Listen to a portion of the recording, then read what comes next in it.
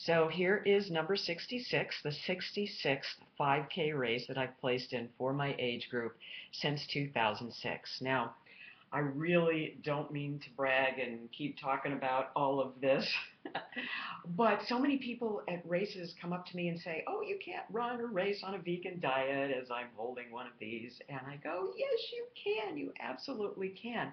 And it's one of the reasons that I wrote Paleo Vegan, because I kept hearing so many people in the running and fitness circles that I run in say, "Oh, I'm going paleo," and "Oh, it works." But I always wonder, because I've done the high protein diets throughout my life, at what expense? Do you compromise your heart, your kidneys, and your brain, for starters? But yesterday at the race, when I got my award, this woman comes up to me. She's about 15 years younger, and she says, she starts to grab my hair, as a lot of people do, and she goes, my hair started falling out about 6 months ago. What can you recommend? And she says, "Obviously, what you've been doing, your hair is so thick, you've been doing the right thing." And she said, "I started increasing protein in the form of dairy, and I noticed that my hair stopped, or at least it decreased in the amount that it was falling out." And I go, "Well, you may want to revisit the whole protein thing. You can do it on a plant-based diet. Check out vegan bodybuilding. Those guys are really bulked up, and gals. And as a runner, I don't train all that much, because I want to keep my weight at a healthy level, because as a runner, you don't want to have the bulked up muscles to tote around with you. It slows you down. So it's always a balance depending on your sport, and you have to figure out what works for you.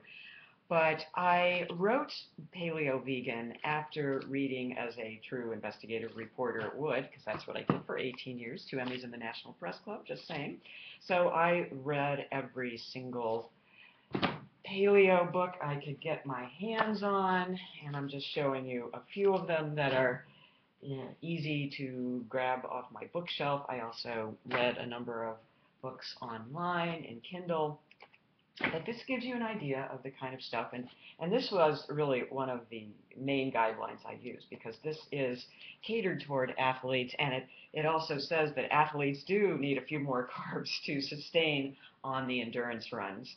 So I have married the two concepts together. I think there are some valid concepts in the paleo diet, and I really try to educate myself about what it was like, as best we know, during Paleolithic times, because there were no videos or pictures or Instagram back in Paleolithic times. We are dependent on some of the research that's been done in mainstream books like this. And the truth is, there is no evidence that a buffalo or an elk was running through our backyards 3 times a day so that we could eat meat protein 3 times a day, as some of the more popular Paleolithic books would have you believe.